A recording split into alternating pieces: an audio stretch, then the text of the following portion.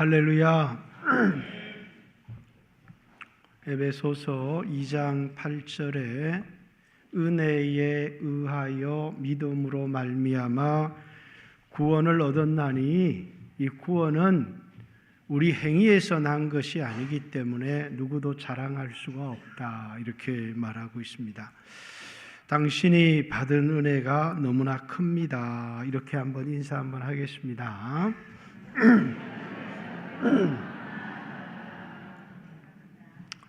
오늘 이 본문은 좀 진중하게 들었으면 하는 본문입니다. 오늘 31절, 그러므로 예수께서 자기를 믿는 유대인들에게 이르시되 너희가 내 말에 거하면 참으로 내 제자가 되고, 자기를 믿는 유대인인데 참 제자도 아니고, 또 뒤에 말씀을 읽어보면 하나님의 자녀도 아니고 마귀의 자녀다, 이렇게 얘기를 합니다. 그래서 오늘 우리가 믿는다고 하지만 여러분과 제가 참된 믿음을 가지고 있는가, 그래서 참된 믿음이 무엇인지 이제 30절 그 앞에 있는 말씀이죠.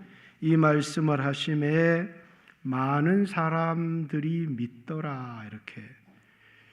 많은 사람들이 예수님을 믿는데 그 믿는 사람들에게 너희가 내 말에 거해야 참 내 제자가 되고 진리를 알지니 진리가 너희를 자유케 하리라, 이렇게 말씀하셨습니다. 그래서 너희가 내 말에 거하면 이라는 것과 진리를 안다는 것과 그리고 자유케 되리라 라고 하는, 본문이 길지만 오늘 이 세 가지를 여러분과 함께 나누려고 합니다. 우리 37절 같이 한번 읽습니다. 시작.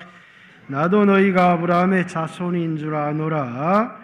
그러나 내 말이 너희 안에 있을 곳이 없으므로 나를 죽이려 하는도다. 43절 같이 또 읽습니다. 시작. 어찌하여 내 말을 깨닫지 못하느냐? 이는 내 말을 들을 줄 알지 못함이로다. 47절도 봅니다. 같이 읽습니다. 시작.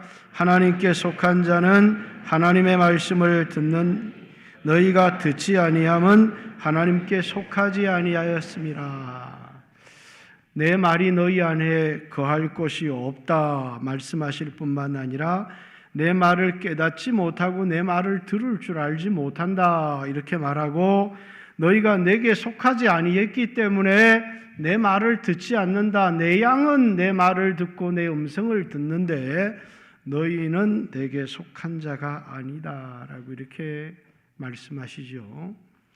우리 안에 말씀이 있다라고 하는 것이 무슨 뜻일까요? 저도 예수님을 믿기 전에 방탕하게 인생을 산 사람은 아닙니다. 도덕적으로 완벽한 사람이다 이렇게 말할 수 없지만 특별한 허물을 가진 적도 없고 남들에게 큰 피해나 또는 실수를 한 적도 없습니다. 그래서 누가 봐도 이제 모범생이고, 또 학교에서도 모범생이고, 초등학교 6년도 개근을 했고, 중학교 3년도 개근을 했고, 고등학교 3년도 개근을 했고, 공부를 잘했는지 못했는지는 모르지만 이 12년을 개근했다는 것만 해도 성실한 사람이고, 특별히 사고를 친 일도 없습니다. 그래서 내가 어떤 큰 죄인이거나 남들보다 못하다 이런 생각을 한 적이 없어요. 그런데 예수를 믿고 이제 하나님의 말씀을 들었습니다. 그래서 이제 남들에 비해서 내가 못한 것이 없다. 특별히 죄인이다 이런 생각은 한 적이 없지만 예수를 믿고 말씀을 듣고 말씀대로 살려고 하니까 기준이 다른 사람이 아니라 말씀이 내 안에 있어서 영화를 보러 가도 사람들과 대화를 해도 무엇을 해도 뭐라고요? 내 삶이 옳은가라고 하는 기준이 항상 내 안에 있는 말씀입니다. 말씀대로 살려고 하니까 내가 죄인이라는 사실도 깨달았습니다. 그래서 주님, 제가 죄인입니다. 저의 죄를 용서해 주십시오. 그래서 이제 주님의 은혜가 너무 큰데 죄 짓지 않고 살겠습니다. 이렇게 굳게 결심하고 더 올바르게 살아가려고 예수 믿고 나서 이전에 살았던 삶보다 더 올바르게 살아야 되겠다 생각을 했지만 이제 다른 사람들이 볼 때는 저에게 별 문제가 없어요. 그러나 항상 마음속에 깊은 죄책감과 죄의식을 가지고 살게 되더라는 거예요. 왜? 말씀대로 살려고 하니까 내가 죄인이라는 사실을 깨닫게 되고 그리고 주님이 나에게 하신 말씀에 내가 순종을 했는지 못했는지가 내가 인생을 잘 살았는지 내가 인생을 잘못 살았는지의 기준이 되더라는 겁니다. 한 주를 살면서 주일날 예배에 나올 때마다 나는 이번 주간 주님이 내게 주신 말씀대로 살았는가 말씀대로 살지 못했는가 다른 사람들이 볼 때는 지은 죄가 하나도 없지만 마음속의 생각도 마찬가지더라는 거예요. 내가 주님 뜻대로 생각을 했는가 그렇지 못했는가 그것 때문에 주님 저는 죄인입니다 이런 고백도 하게 되고 또 주님 저를 깨끗하게 해 주십시오. 뭐가 있기 때문에요? 말씀이 있기 때문이겠죠. 말씀이 있기 전에는 저는 특별한 죄책감을 느끼며 인생을 살아본 적이 없습니다. 왜냐하면 뭐라고요? 저는 누가 봐도 모범생이었습니다. 학교 선생님에게도 모범생이었고 친구들에게도 모범생이었고 그리고 부모님이 볼 때도 가끔씩 성질을 부리기는 하지만 특별한 사고를 치는 사람은 아니었기 때문에 부모님은 저를 키운다고 고생을 많이 했다고 합니다. 저걸 뭐하러 낳는지 호박이나 한 덩어리 낳았으면 좋았을 걸 이런 농담도 자주 하셨지만 그러나 한 번도 특별한 속을 썩인 적은 그런 기억은 제 속에 별로 없습니다. 왜냐하면 모범생이었기 때문에. 그러나 뭐라고요? 말씀이 내 안에 들어오면서 제가 죄인이라는 사실을 깨닫게 되었습니다. 그래서 주님 저는 죄인입니다. 하나님의 말씀이 내 안에 있기 때문에 내가 죄인이라는 사실도 깨닫게 되었고 어떤 일을 하든지 무슨 일을 하든지 형편을 따라 살아가게 되는데 그럴 때마다 늘 이거 형편 따라 사는 게 아니라 말씀 따라 살아야 되는데 그러면서 말씀에 순종하지 못한 것에 대하여 늘 마음에 걸리고 그리고 고난이 오거나 어려움이 올 때 다른 사람들은 왜 어려움이 오는지 모르겠다고 얘기를 하는데 저는 분명히 알 수 있더라는 거예요. 왜? 말씀대로 살지 못한 것이 있기 때문이에요. 그래서 항상 삶의 기준이 뭐냐면 다른 사람이 기준이거나 형편과 상황을 따라 살아가는 게 기준이 아니고 뭐가 기준이 되더라는 거예요? 말씀이 내 삶의 기준이 되더라는 거예요. 그것이 말씀이 가슴에 있는 사람입니다. 말씀을 듣지만 나에게 하신 하나님의 말씀이다 이렇게 들은 말씀이 없는 사람들은 세상을 살아가는데 말씀이 내 삶의 기준이 전혀 되지 않습니다. 형편을 따라 살고 환경을 따라 살아도 마음이 전혀 불편하지 않아요. 왜? 말씀이 내 안에 없기 때문에 그렇습니다. 그래서 어떤 고난이 오기도 하고 어려움이 올 때 이렇게 살아야 이 문제가 해결된다라고 하는데 내 안에는 갈등이 생기는 거예요. 왜? 말씀에 반응해야 되는지 환경에 반응해야 되는지. 당장 보면 말씀에 반응하면 망할 것 같고 환경에 반응하면 살 것 같은데 믿음이 약할 때는 말씀대로 살아가는 게 아니고 환경과 형편을 따라 살아가게 되더라는 거예요. 그 속에서 뭐라고요? 나는 또 불순종했어. 나는 믿음이 약한가 봐. 라고 하는 항상 내 자신에 대한 죄책과 믿음이 약한 것을 느끼게 되더라는 거예요.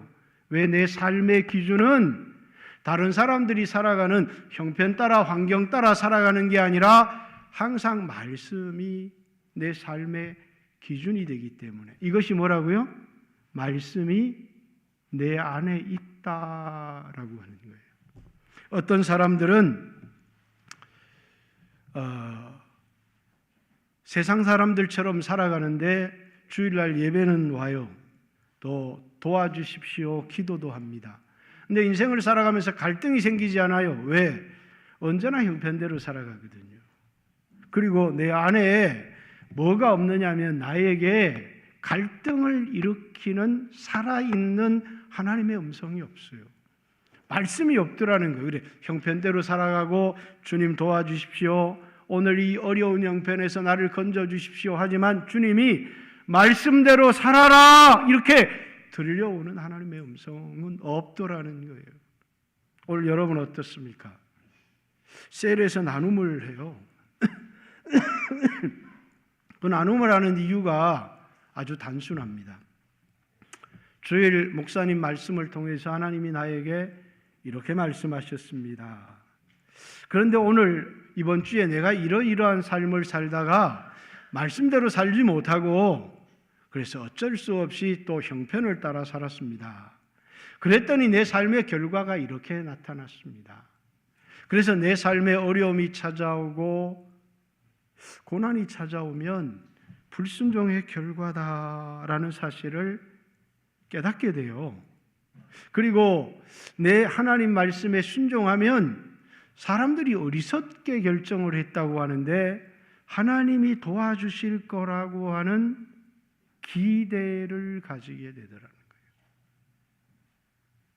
아니, 사람들은 이 결정을 어리석다고 얘기했지만 그러나 하나님이 도와주실 거야. 주님, 제가 말씀에 순종했습니다. 전 주님을 바라봅니다. 주님이 도와주실 것을 믿습니다. 이렇게 이 두 개의 사이에 세상 사람들과 다른 우리의 삶이 존재하는 거예요. 뭐라고요? 말씀이 내 삶의 기준이 되어서, 그래서 어떤 환경이나 어려움이 올 때 말씀대로 살 것인가 형편대로 살 것인가가 늘 우리에게 갈등이 돼요. 자, 내 안에 그런 주님의 음성이 있다. 우리가 이런 형편을 맞이했는데 그거대로 살아가려고 하니까 늘 뭐라고요? 주님이 너 이렇게 살아라 라고 말씀하셨던 주님의 말씀이 우리 안에 있으니까 그거대로 가려고 하니까 형편대로 살려고 하니까 세상 사람들처럼 살려고 하니까 뭔가 나에게 뒤에서 집어당기는 게 있더라는 거예요. 그게 뭐라고요? 하나님의 말씀이더라라는 것입니다. 그것이 말씀대로 순종을 100% 해야 하나님의 사람이 아니라, 하나님의 사람의 특징은 음성이 들리고 하나님의 말씀을 들을 줄 알고, 그리고 하나님의 말씀에 듣고 순종하지 못한 것들에 대한 회개가 있고, 고난이 있을 때 불순종의 결과라는 사실을 알게 되는 사람들, 그 사람들은 자기를 정확하게 진단할 수 있는 것은 하나님의 말씀이 있기 때문에 진단을 하더라는 거예요. 믿음으로 살아라! 이렇게 우리의 자녀들에게, 청년들에게 유혹이 와도 어려움이 와도 믿음으로 살아라, 이 말은 그냥 믿습니다, 이게 믿음으로 사는 게 아니라 갈등이 생길 때 손해를 보는 것 같아도 말씀대로 사는 걸 믿음으로 산다, 이렇게 얘기를 하죠. 근데 말씀이 없는 사람이 믿음으로 살아라 이렇게 얘기하니까 기도하는 게 믿음으로 사는 건가? 기도는 말씀을 듣고 순종할 힘을 얻기 위하여 기도하는 것이지, 말씀은 없는데 기도를 해요. 그건 미신에 불과한 거죠. 주님, 저는 마음이 불안합니다. 주님, 저는 흔들리고 있습니다. 그러나 내게 말씀대로 살아갈 용기를 주십시오. 그게 말씀이 우리 안에 있는 사람이죠. 근데 하나님이 나에게 뭐라고 말씀했는지 들리지가 않아요. 그리고 형편대로 살아갈 뿐이에요. 차이가 뭐라고요? 내 안에 말씀이 있고 없고의 차이라고 하는 거예요. 지금 이 유대인들은 예수님을 믿는다고 하는데 그 안에 말씀이 없는 거예요. 주님의 음성이. 그래서 너희 안에 내 말이 거할 곳이 없다. 거하다는 말은 살아있다는 거거든요. 거하다, 살다는 거죠. 말씀이 내 안에 살아있는 거예요. 너희가 내 말을 들을 줄 모른다. 너희가 내게 속하지 아니한 것은 너희가 내 말을 도무지 들을 줄 알지를 못하기 때문이다. 그렇죠. 오늘 여러분들이 불순종한다고 하나님의 양이 아닌 것은 아니에요. 믿음이 약하기 때문에 형편을 따라 살아갈 수도 있고 넘어질 수도 있습니다. 그러나 하나님의 말씀이 여러분 안에 있다면 여러분의 인생에 고난과 위기가 찾아올 때 명백하게 이 고난의 이유를 깨닫게 된다는 거예요. 무엇으로요? 말씀으로 깨닫게 된다는 거예요. 왜? 우리가 들은 음성이 있고 내 안에 살아있는 하나님의 말씀이 있기 때문이에요. 내 말에 거하면이라고 하는 것은 이제 그런 뜻이죠. 진리를 알게 된다, 이렇게 얘기를 합니다. 여러분, 진리라고 하는 건 뭐냐면 성경 말씀이 진리일 뿐만 아니라 예수님이 진리예요. 31절, 32절이죠. 진리가 너희를 자유케 하리라. 35절, 종은 영원히 집에 거하지 못하되 아들은 영원히 거하나니 그러므로 아들이 너희를 자유케 하면, 진리가 너희를 자유케 하리라. 아들이 너희를 자유롭게 하면 너희가 참으로 자유로워지리라. 이 진리는 누구를 얘기하는 거라고요? 성경 말씀을 말할 뿐만 아니라 예수님이 진리다라는 것입니다.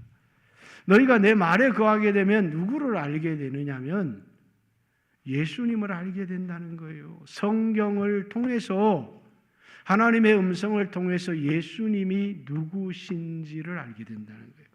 교회를 다니는데 예수님에 대한 올바른 신앙의 고백이 없는 사람들이 너무 많아요. 그래서 이제 마태복음, 마가복음, 누가복음, 요한복음마다 예수님이 누구신지의 신앙의 고백이 나와요. 마태복음은 주는 그리스도시고 살아계신 하나님의 아들이십니다, 이렇게 고백하잖아요. 요한복음 11장에 마르다가 주님은 세상에 오시는 그리스도십니다, 이렇게 고백하게 되잖아요. 예수님이 누구시냐? 얼마나 많은 사람들이 예수를 믿는다고 교회는 나오는데 예수님이 하나님이시라는 사실을 알지를 못하는 거예요. 영원전부터 계셨던 하나님이시다. 왜 그분이 이 땅에 육체를 가지고 오셨느냐? 어떻게 오셨어요? 남자와 여자가 결혼을 해서 이 땅에 태어났다면 그분은 하나님의 아들이 아니에요. 동정녀 마리아의 몸을 빌어서 성령이 잉태하여 이 세상에 오셨다는 거예요. 믿기 어려운 게 뭐예요? 예수님이 동정녀 마리아, 남자를 알지 못하는 여자를 통해서 여인의 후손으로 남자의 씨로 이 땅에 온 것이 아니라 여인의 몸을 빌어 이 땅에 오신 하나님이라는 사실을, 예수님이 자기를 하나님이라고 말하니까, 나와 하나님은 하나니라 이렇게 말하니까 유대인들이 너 미쳤다, 그리고 돌을 들어 치려고 하는 거예요. 많은 사람들이 교회를 나오지만 예수님이 이 땅에 오신 하나님이라는 사실을, 하나님이 우리에게 자기를 보였기 때문에 성자 하나님, 그래서 예수님을 하나님의 아들이라는 말은 하나님이시라는 얘기잖아요. 태초에 말씀이 계시니라, 이 말씀이 하나님과 함께 계셨으니 이 말씀이 하나님이라는 거예요. 이 말씀이 육신이 되어 우리 가운데 오셨다는 거예요. 오늘 본문에도 아브라함이 있기 전부터 내가 있었느니라 이렇게 얘기하면 뭐라고요? 과거형이에요. 있었다가 없었다 그런 게 아니라 아브라함이 있기 전부터 내가 있느니라 이렇게 현재형으로 기록을 하고 있어요. 뭐라고요? 아브라함이 있기 전부터 있었고 쭉 있어 왔고 앞으로도 계속 있을 뿐이라는 거예요. 그분은 I am이에요. 나는 전에도 있었고 지금도 있고 장차 오실 하나님이시라는 거예요. 그래서 요한계시록에 예수님을 소개할 때 한 번 죽은 경험이 있었지만, 우리와 같은 죽음 경험이 있었지만 전에도 있었고 시방도 있고 장차 오실 자라고 하는 거예요. 그분이 누구라고요? 하나님이시라는 거예요. 그래서 예수님이 영원 전부터 계셨던 하나님이라는 사실을 믿지 못하는 사람들, 그분이 죄가 없으신 하나님이라는 사실, 영원 전부터 계셨던 하나님, 이 모든 만물을 창조하신 창조의 주님이시라는 사실을 믿지를 못하는 거예요. 뿐만 아니라 그분의 부활을 믿지 못하는 거예요. 여러분, 많은 사람들이 교회를 다닌다고 하면서 진리를 모르는 거예요. 예수님이 누구신지를 모르는 거예요. 요한복음을 기록한 목적이 뭐라고요? 예수가 행하는 수 없는 표적을 통해서, 그래서 7가지 표적만을 기록했는데 이 외에도 수 없는 표적을 행하였다. 요한복음 20장 30절 31절 이 7가지 표적만을 기록한 것은 예수가 하나님의 아들 그리스도이심을 믿어서 영원한 생명을 얻게 하려고 기록했다는 거예요. 예수님이 하나님 아들이시다라는 것을 믿어야 되는 것입니다. 구약 성경은 다 예수님에 대하여 기록한 겁니다. 그래서 로마서 1장 3절에 뭐라고요? 복음은 뭐냐면 선지자들이 그 아들에 관하여 기록한 것인데, 그 아들, 이 땅에 오실 아들에 관하여 기록한 것인데 육신으로는 다윗의 혈통으로 오셨다는 거예요. 사람의 몸을 이 땅에 입고 오신 것은 우리의 죄를 담당하시기 위하여 피 흘려 죽으시기 위하여 사람의 몸을 이 땅에 입고 오셨지만, 그분은 우리와 같이 아래서 난 자가 아니라 위로부터 난 자이기 때문에 우리는 거듭나야 그분의 자녀가 되지만, 그분은 오실 때부터 하나님의 자녀로 이 땅에 오셨다는 거예요. 죄가 없으신 하나님이시라는 거예요. 그가 죄가 없으신 하나님일 뿐만 아니라 육체를 입고 이 땅에 살아가지만 그분의 영광을 보지 못하는 거예요. 그분이 누구신지. 그래서 율법은 모세로 말미암아 온 것이지만 은혜와 진리는 예수 그리스도로 말미암아 우리에게 주어진 것이고, 우리가 그의 영광을 보니 독생자라는 말이 뭐예요? 스스로 살아계신 분이라는 거예요. 독생자의 영광이요 은혜와 진리가 충만하더라. 예수가 교회는 다니는데 하나님이시라는 걸 알지 못하는 거예요. 부활하심을 통해서 육신으로는 다윗의 혈통으로 오셨지만 성결의 영으로는 죽은 자 가운데 부활하심으로 하나님의 아들로 인정되셨다. 진리를 안다는 건 누구를 안다는 거예요? 예수님이 누구신지를 알고 그분의 말씀이 하나님의 말씀이라는 거. 오늘날 교회 안에 예수의 부활을 믿지 못하는 사람들이 있다는 거예요. 그러니까 부활 신앙이 없어요. 그냥 예수 믿는 것은 부활 이후에 얻게 될 영광을 소망하는 게 아니라 이 땅의 어려운 문제를 해결하고 내 아들, 딸이 좋은 대학에 들어가고 또 좋은 곳에 시집 장가 가서 편안하게 살아가는 것이 신앙의 목적이 되어 살아버린 사람들이 너무 많다는 거예요. 왜? 부활에 대한 확신이 없기 때문이죠. 사도 바울은 부활을 믿었어요. 부활의 주님을 보았을 뿐만 아니라 부활을 믿었어요. 그래서 내가 다른 사람보다 수고를 많이 했다. 재수가 더러워서. 그렇게 말하지 않잖아요. 내가 지극히 작은 사도로 다른 사람보다 더 많이 수고했는데 이것은 내가 아니요 나에게 주신 하나님의 은혜다. 부활이 없다면 그걸 은혜라고 고백할 이유가 전혀 없잖아요. 부활을 믿기 때문에 바울은 그렇게 살았다는 거예요. 예수님은 부활하심을 통해서 하나님의 아들로 인정이 되셨다는 거예요. 그래서 보십시오. 오늘날 믿습니다. 믿습니다. 이렇게 얘기를 하는데 뭘 믿으십니까? 그랬더니 하나님이 내 기도를 들어주실 줄을 믿습니다. 우리 아들이 좋은 대학에 들어갈 줄을 믿습니다.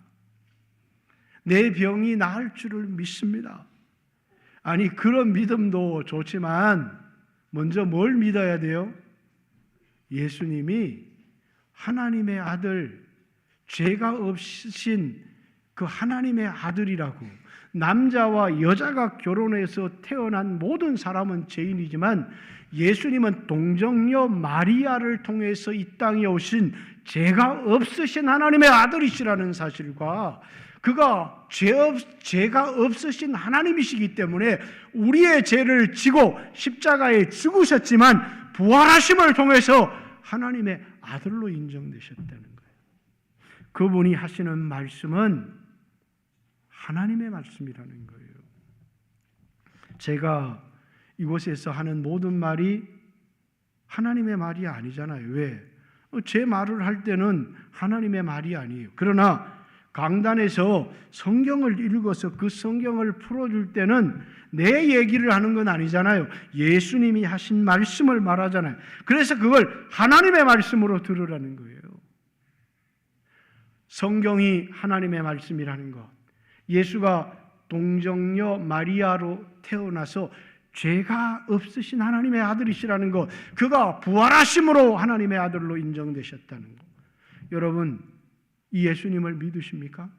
그렇다면 여러분들은 하나님께 속한 사람들입니다. 예수님을 믿기는 믿는데 내 소원을 들어줄 줄을 믿습니다. 그런데 그분이 누구신지를 믿지 못하고 그렇기 때문에 그분이 내게 하신 약속, 예수를 믿는 자마다 영원한 생명을 얻을 것이다. 요한일서 2장 25절 하나님의 약속은 이것이니 영원한 생명이다. 하나님의 약속이거든요. 부동할 수 없는 하나님의 약속이에요. 하나님의 아들의 이름을 믿는 너희에게 이 편지를 쓴 것은 너희 안에 영원한 생명이 있음을 알게 하려 함이라. 믿는 자에게 영생을 주시겠다고 했기 때문에 뭘 믿는다는 거예요? 예수 믿는 나에게 부활이 있고 영원한 생명이 있다는 것을 믿는 것이고 예수를 믿고 따라가는 자들에게 하늘에 썩지 않고 더럽지 않고 쇠하지 않는 영원한 기업이 있다는 것을 믿는 것이지 죽지 않을 줄 믿습니다. 나는 죽지 않을 줄 믿습니다. 죽어요. 우리는 다 죽지만 죽은 이후에 우리에게 부활이 있다는 것을 믿고 하늘에 영원한 기업이 있다는 것을 믿는 것이죠. 우리가 뭘 믿기 때문에요? 예수가 하나님의 아들이시라는 것, 그분이 하신 말씀이 하나님의 말씀이라는 것을 믿기 때문에 그걸 진리를 안다 이렇게 얘기를 하는 거예요. 그런데 이 유대인들은 뭐라고요? 예수님을 알지 못해요. 네가 나이가 50도 못 되어서 아브라함을 보았느냐?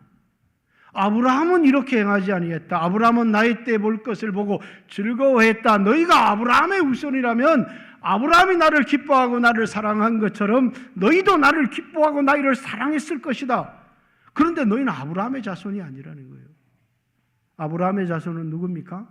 예수님을 기뻐하고 사랑하는 우리들이죠. 우리는 분명히 혈통적으로 아브라함의 자손이 아닙니다. 그러나 아브라함과 같은 믿음으로 아브라함의 자손이 된 거예요. 이 사람은 혈통적으로 유대인이라는 이유 때문에 자기를 아브라함의 자손이라고 하는 거예요. 요한복음 1장 12절 영접하는 자 곧 그 이름을 믿는 자들. 아브라함의 자손은 예수님을 영접함으로 믿음으로 되어지는 거라는 거예요. 하나님의 자녀가 되는 권세를 주셨으니 어떻게 하나님의 자녀가 되었느냐? 혈통으로 된 것이 아니라 하나님의 뜻으로 되었다는 거예요. 혈통적으로 유대인으로 태어났다고 해서 자신들이 하나님의 자녀라고 생각을 했지만 오늘 여러분과 저처럼 예수님을 하나님의 아들로 그의 부활을 동정녀 탄생을 그의 입에서 나오는 말씀을 하나님의 말씀으로 믿는 우리들이 하나님의 자녀다 이렇게 얘기합니다. 내 말에 거하면 진리를 알게 되고 예수님을 알게 되고 그 예수님이 너희를 자유케 하면 너희가 참으로 자유로워지리라 이렇게 말씀하시죠. 자, 이 사람들의 가장 큰 문제가 뭐예요? 우리는 누구에게도 종된 적이 없거늘 우리는 아브라함의 자손이라 누구의 종이 된 적이 없다. 이제 32절 33절 볼까요? 진리를 알지니 진리가 너희를 자유롭게 하리라. 그들이 대답하되 우리가 아브라함의 자손이라 남의 종이 된 적이 없거늘 어찌하여 우리가 자유롭게 되리라 하느냐? 예수께서 대답하시되 진실로 진실로 너희에게 이르노니 죄를 범하는 자마다 죄의 종이다. 자, 그들은 영적으로 죄의 종일 뿐만 아니라 육신적으로도 지금 로마의 속국으로 로마의 종노릇하고 있는 사람들이죠. 그들의 조상들이 뭐라고요? 애굽의 종노릇했어요. 애굽의 종노릇한 것을 통해서 오늘 여러분과 제가 이 세상에 있을 때 마귀의 종이었다는 사실을 예수님이 피 흘리심으로 어린 양의 피로 말미암아 우리가 애굽에서 해방된 것은 죄에서 자유롭게 되었다는 것을 가르쳐주는 모형이 출애굽 사건이잖아요. 그들이 정말 종이 된 적이 없습니까? 애굽의 종이었어요. 지금도 로마의 종으로 살아가고 있습니다. 그런데 그들은 종이 아니라고 합니다. 육신적으로 뿐만 아니라 영적으로 그들은 죄의 종이었습니다. 아니 지금도 죄의 종이죠. 왜냐하면 죄를 짓는 자마다 죄의 종이라 이렇게 얘기했습니다. 여러분 오늘 예수님이 이 땅에 오신 이유가 마태복음 1장에 자기 백성을 죄에서 구원할 자이심이로라 이렇게 예수님은 여러분과 저를 로마에서 건져내기 위하여 오신 것이 아니라 마귀의 종이 되고 세상 초등학문의 세상 철학의 종이 되고 그리고 죄의 종이 되어 살아가는 여러분과 저를 건져내기 위하여 오신 우리의 구원자시라는 거예요. 그런데 그들은 죄인이 아니라는 거예요. 자, 처음 설교를 시작하면서 얘기했습니다. 나는 죄인인 줄을 알지 못했어요. 근데 말씀이 내 안에 들어왔습니다. 그 말씀대로 살려고 하면서 내가 죄인이라는 사실을 깨달았고 그 말씀대로 살려고 몸부림치면서 내 힘으로 이 죄에서 벗어날 수 없다는 사실도 깨달았습니다. 그래서 나에게 성령님의 역사가 필요하다는 사실도 내가 100번 결심하고 1000번 결심을 해도 이 죄의 세력에서부터 자, 이 두 가지 구원입니다. 예수님의 피는 죄로 말미암은 형벌에서부터 나를 구원해 주는 거예요. 예수 믿는 사람은 받을 형벌이 없습니다. 그렇지만 여전히 우리 안에 죄가 강력한 힘을 가지고 우리를 지배하고 있다는 거예요. 그걸 죄의 세력이라는 거예요. 예수 믿는 사람도 죄를 지어요. 왜? 그 안에 강력한 죄의 세력이 어디서? 저 복음을 말하니까 누가 이렇게 떠드는가 봐요. 뭘 얘기했는지 잘 모르겠는데 우리 안에 죄의 세력이 있습니다. 그것이 뭐 하도록요? 우리를 계속 죄짓도록 해요. 그렇다고 우리가 예수 믿지 않는 사람은 아닙니다. 사도 바울도 오호라 나는 공고한 사람이로다. 이 사망의 몸이라고 얘기한 게 뭐예요? 나를 죄짓게 하는 강력한 사륵스라고 하는 육신의 정력이 내 안에 있다는 거예요. 그건 내 힘으로 이길 수 있는 게 아니에요. 누가 이 사망의 몸에서 나를 건져내랴? 성령이 아니면, 성령의 능력이 아니면 결코 이 사망의 몸에서 우리를 건져낼 수 없다라고 우리에게 이야기하고 있습니다. 그렇듯이 여러분과 저는, 예수님은 우리를 죄에서, 우리에게 믿는 사람에게 오신 성령님은 죄의 종로로 타는 삶에서 우리를 해방시키기 위해서 이 땅에 오셨다는 사실이에요. 그것이 뭐라고요? 예수님을 믿는 거라고. 그런데 나는 죄인이 아닙니다. 나는 죄를 지은 적이 없습니다.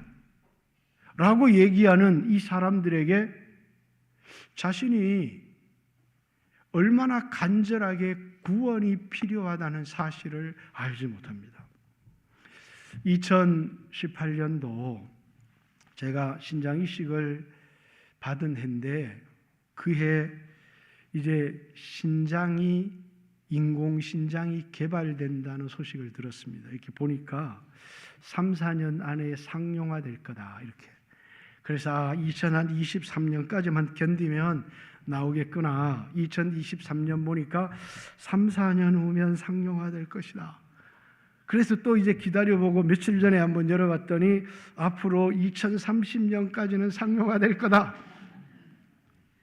왜? 저도 신장 이식을 받았지만 이제 사용 기한이 있거든요. 그죠? 계속해서 사용할 수 있는 건 아니에요. 이 나오기를 기다리는데 제 목적은 70까지를 잘 쓰는 겁니다. 그렇지만 저에게는 뭐가 필요해요? 이 소식이, 인공신장이 개발됐습니다. 이 소식이 얼마나 복된 소식이고 그게 저에게 얼마나 간절합니까? 근데 그 모임이 있어요. 그걸 바라는 사람들의 인터넷 모임이 있는데 그 사람들이 계속 희망적인 소식도 올리고 그 사람들이 돈도 내어서 연구하는데 후원도 하고 이렇게 해요. 왜? 그들은 간절하거든요. 여러분들은 관심이 없잖아요. 그러나 그들은 절박합니다. 왜? 그것이 자신들의 소망이기 때문이에요. 내가 죄인인 사람, 구원이 필요한 사람은요 절박한 겁니다. 그런데 가짜 신앙은 이것에 대한 절박함이 없어요. 내가 구원이 필요한 사람이라고 하는 간절함과 절박함이 없어요. 내가 죄인이 아니라는 거예요. 그래서 예수 믿다가도 뭐라고요? 기분이 내키지 않으면 떠나버리는 사람들이 있어요. 딴 교회로 떠날 수는 있죠. 그러나 예수를 떠날 수는 없는 거예요. 그죠? 어떤 사람들이 이래서 예수를 못 믿습니다. 내가 볼 때는 그것 때문에 예수를 믿어야 되는데 이래서 교회를 못 나옵니다. 라고 말하는 수 없는 이유들이 뭐냐면 제가 볼 때는 예수를 믿어야 될 이유인데 그는 그것 때문에 교회를 나오지 못하는 이유와 핑계를 대고 있는데 그는 자기가 예수를 믿어야 될 절박한 이유를 알지 못해요. 그건 예수님을 믿는 게 아니다는 거예요. 시험에 자주 드는 사람들이 있어요. 왜? 이러면 떠나고 이러면 기분 나쁘고 왜? 자기가 누구인 줄 알지 못하기 때문에. 나는 구원이 필요한 사람, 간절히 주님의 도움이 필요한 사람인데 자기를 보지를 못하는 거예요. 자기가 죄인이라는 사실을 깨닫지 못해요. 사랑하는 성도 여러분, 오늘 여러분과 저도 참된 신앙은 어떤 사람이 참된 신앙을 가진 사람이냐? 말씀이 내 안에 거하는 사람. 그리고 예수님이 누구신지를 깨달은 사람, 그래서 내가 그 예수님이 너무나도 간절히 필요하다는 사실을 깨달은 사람이 예수 믿은 사람이라는 거예요. 그래서 오늘 여러분과 제가 그런 신앙을 가졌고, 이 믿음은 뭐라고요? 내 스스로의 이성으로 결코 깨달은 것이 아니라는 거예요. 하나님이 이것을 나에게 알게 했기 때문에. 여러분 안에 영생이 있고 우리가 받은 이 은혜는 너무나도 큰 것이라는 사실을 깨닫는 여러분들이 되시기를 주님의 이름으로 축복합니다. 오전 예배 다 설교하지 못한 게 있어요. 오후 예배 때 설교를 하겠습니다. 같이 한번 주여 하시고, 내가 받은 은혜가 너무나 귀하고 혹 이 설교를 들으면서 내 안에 말씀이 없다거나 예수님의 부활을 인정할 수 없다거나 내가 죄인이고 예수님이 필요한 사람이라는 사실을 알지 못한다면 예수님 내 눈을 열어서 보여주시고 내가 예수를 믿어야 되는 이유를 알게 해주십시오. 같이 한번 주여 하시고 2, 3분 기도합니다. 주여